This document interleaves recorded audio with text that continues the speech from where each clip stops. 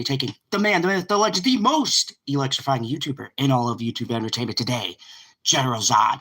And today I am here to talk about some sinners. Yes, I have gotten an opportunity to check out the new Ryan Coogler, Michael B. Jordan-led film, Sinners. And I don't know how much I'm going to add to the conversation, to be quite honest with you. I'm going to keep this vague. There will be no spoilers. So no spoilers in this review. You can watch this and the film won't be spoiled. I'm just going to give you my overall thoughts and feelings of the movie. So what is Sinners about? Sinners is about two brothers who have a history. They are both played by Michael B. Jordan. They're twin brothers. And they have done some things. They return to their hometown on a business venture, and one night of madness ensues, and we have the movie. So what can I say about this movie, Sinners?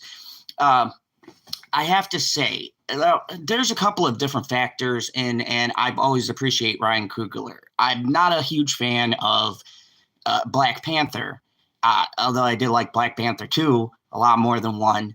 That's an uphill battle, but I do like the way he shoots things, the way he explores different themes and topics in his movies. If you guys don't know, I'm a huge Jordan Peele fan, and I feel like him and Jordan Peele both have the ability and the talent to work on movies with certain allegories. What's up, lovely Sherry? Good to see you here. Both Ryan Coogler and Jordan Peele have this way of making movies with messages that don't feel like I'm being fucking preached to for 2 hours. And surprisingly, Sinners is not only a smartly directed movie with a particular message in mind, but at certain moments, it feels very much in line with the story they're telling. So, as I said, Sinners takes place back in the Prohibition days. And it's a movie that to me screams a celebration of music. If you guys don't know, I'm a huge fan of jazz, the blues, things like that. I know, you wouldn't think it. I'm Irish and Puerto Rican, but I do love the blues and I love jazz a lot. And this is such an infusion of not just blues and jazz and things like that, but this movie also pulls from tons of musical inspirations. And I think the real strength of this movie is that this movie is not just one particular genre, but really several genres blended in together. Now, a couple of negatives I do have with this movie is my name is General Zod. Thank you. I appreciate you coming on the channel. The movie Sinners does something great. So it blends all of these different genres together. Now, I just want to say, if you're a horror fan, this isn't strictly a horror movie. I would call it more action thriller than it is a horror movie. But there is a horror element. I don't want to ruin it here. This is non-spoilers, but if you've seen any of the marketing, it's vampires. This is one of the best vampire movies I've seen in the past 7 or 8 years now. I think my favorite vampire movie to come out was 30 Days a Night. I mean, I came from Dusk Till Dawn and Before Dark and things like that. Like, I like the old vampire movies, not the new ones. I love Nosferatu last year, but this has such a unique spin. And the hook for this movie, the most fascinating part is that the music and the culture is directly connected to the story of this film. And I can't stress this much. If you love that genre of music, it ties and plays and is an essential element to this story, which I really appreciated. Now, normally I'm not a fan of politics and messaging and things like that, but I do say, and I've said this on my channel several times, there are certain directors that are so clever and so smart and so good at storytelling that they can make you think about these things without making you feel guilty or like a piece of shit while you're watching a film. And The message of this movie and what it's talking about, it talks about, because this is based in, it's a period piece and other things. You'll know when you see the movie, but they touch on prohibition, racism, and all sorts of other things, which fits because it was the 50s and there were racist motherfuckers back then. So like it works in the time frame and it is a part of the story, but it's not the only motivating thing. There's a message about brotherhood, sticking together. I have a brother, and for me, it was actually really the dynamic between the brothers really worked for me as well. And it was just amazing. The cinematography also in this movie. Uh, hey, what's up, everybody? Hi. Thank you for joining my stream. Appreciate you. But the cinematography in this movie is absolutely fantastic. Ryan Coogler is one of those directors that has been always great with his visuals. And some of the visuals on here are absolutely spectacular. Now, a couple of my complaints with this, because I don't want to just be overhyping the movie, I did have some small nitpicks as somebody who critiques movies here. I did find that a certain couple of scenes, and maybe I'll do a spoiler after this has been out for a couple of weeks, I don't want to ruin the movie, but there's a couple of scenes in here that made it feel like they should have actually made this longer. And I can't believe I'm saying this. I would have been fine with a 3-hour movie. There's 2 or 3 scenes in here that seem like they should have hit, but they don't because it's a really weird choices that are made. Also, too, there's a very well done mid-credit scene, so make sure you stay. It's actually, I would say, not even a mid-credit scene. It is the end of the film and the kind of resolution to a couple of different characters. So if you leave right away, you'll miss the tie-up of the whole entire movie.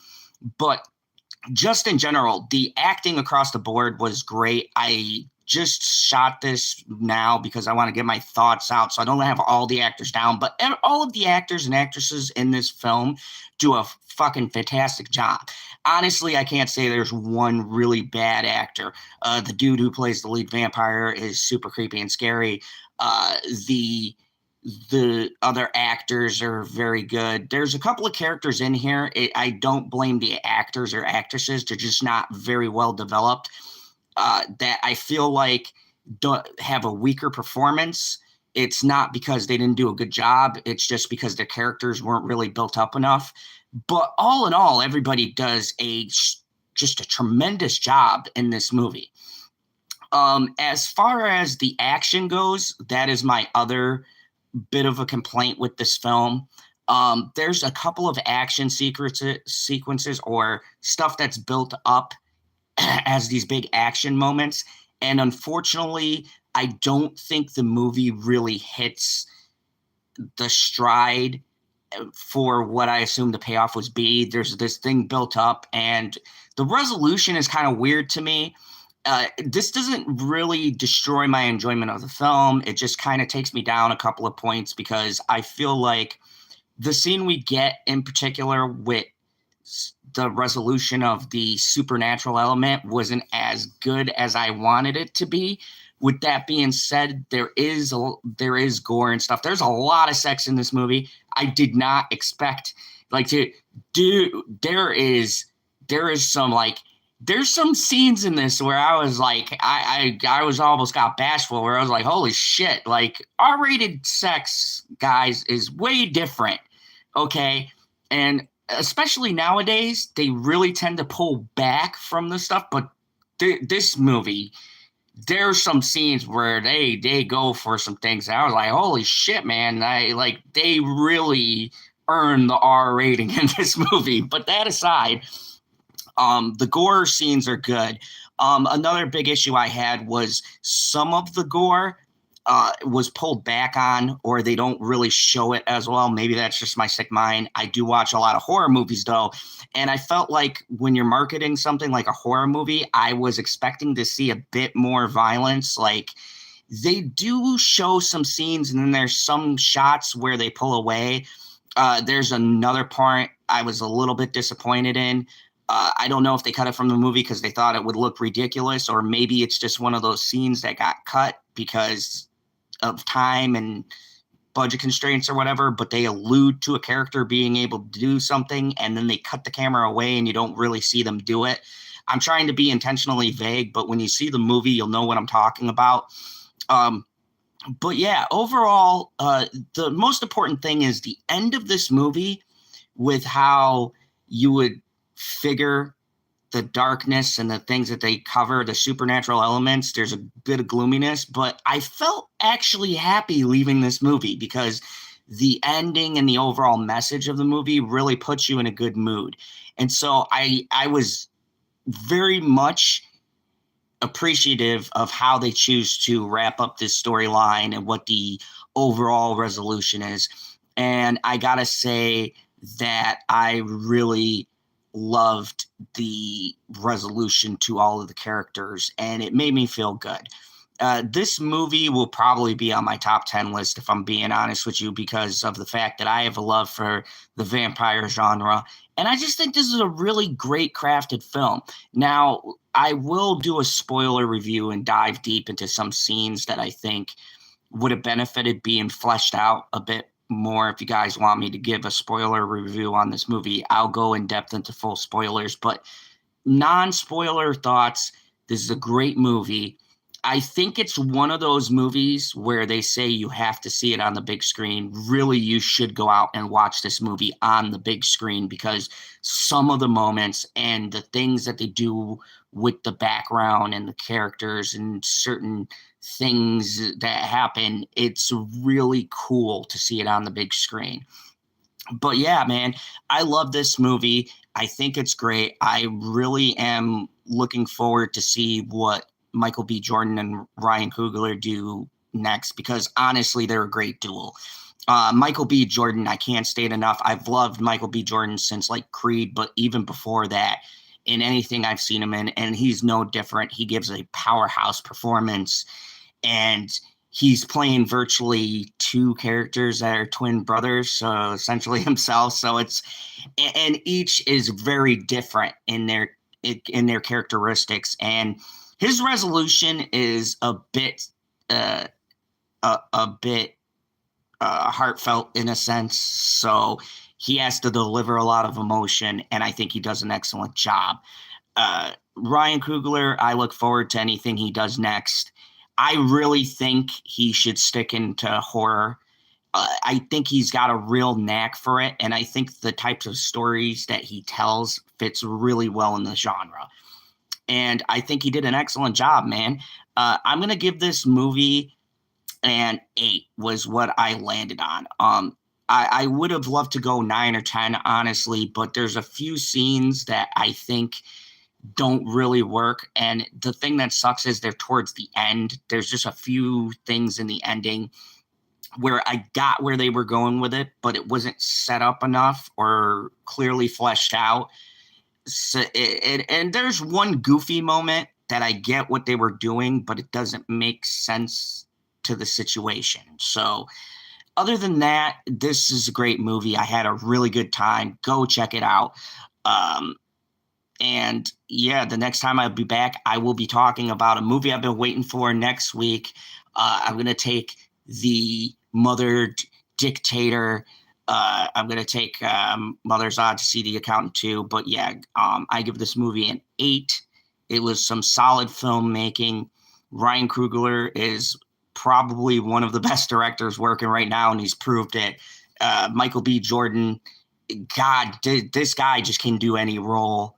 I've always loved watching him through his career. I can't wait to see what these two do next because every time they team up, they just seem to put cinematic magic. So go check out Sinners. Thank you, everybody, for watching. My next review I will be doing will be The Accountant, and I'm also going to be doing a watch-along with Pop Culture PB of Stargate. So Stargate Sundays, we're going to call it. So you get to see us watching along on Prime to the epic that is Stargate. We're going to go through every single season, starting with season 1. I think there's like, 10 seasons, so it should be fun. Come and join us for some funny banter and commentary. I'm sure it's going to be great. We both love it. And thank you, everybody, for watching. Let me know in the comments, what did you think of the movie Sinners? Have you seen it? Are you interested in seeing it? What's your own views on everything if you have seen it? If not, what's your favorite vampire movie? My personal all-time favorite vampire movie is From Dusk Till Dawn, but I'm just a Quentin Tarantino whore. So, and Michael Rodriguez, I really like their team up. But in the comments below, let me know, what did you think of Sinners? What's your favorite vampire movie? And as always, remember, there is only one rule here in the Fandom Zone: kneel before General Zod.